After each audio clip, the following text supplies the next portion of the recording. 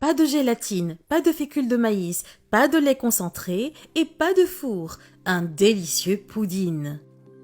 Ajoutez une tasse de sucre dans une poêle à frire. À partir de ce sucre, faites un caramel.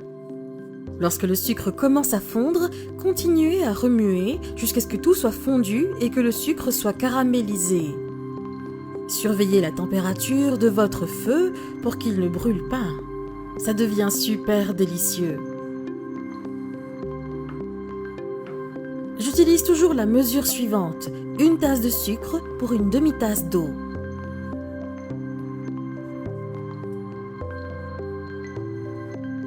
Ajoutez une demi-tasse d'eau. Ajoutez l'eau lentement pour ne pas risquer que le caramel monte et vous brûle ou se renverse. Remuez jusqu'à ce que le caramel soit complètement fondu. Après avoir bien fait fondre le tout, notre beau caramel est prêt. Très facile et rapide, n'est-ce pas? Éteignez le feu et transférez le sirop dans le moule. Versez tout le sirop dans le moule. À l'aide d'une spatule, étalez le sirop sur les côtés du moule.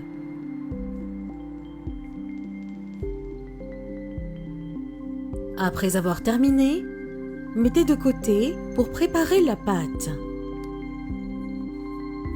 Ajoutez 3 œufs dans le mixeur. Ajoutez 700 ml de lait. Cette recette est super délicieuse. Ajoutez 2 tasses de sucre. Ajoutez 1,5 tasse de farine de blé. Ajoutez 2 cuillères à soupe de margarine.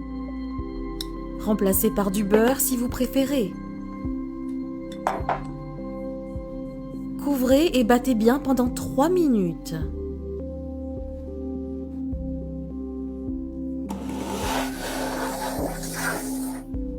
Après ce laps de temps, la pâte est prête. Versez la pâte à pudding dans le moule avec le caramel. Versez jusqu'à ce qu'il reste un peu d'espace en haut du moule. Il est important de laisser de l'espace. Couvrez d'une feuille d'aluminium.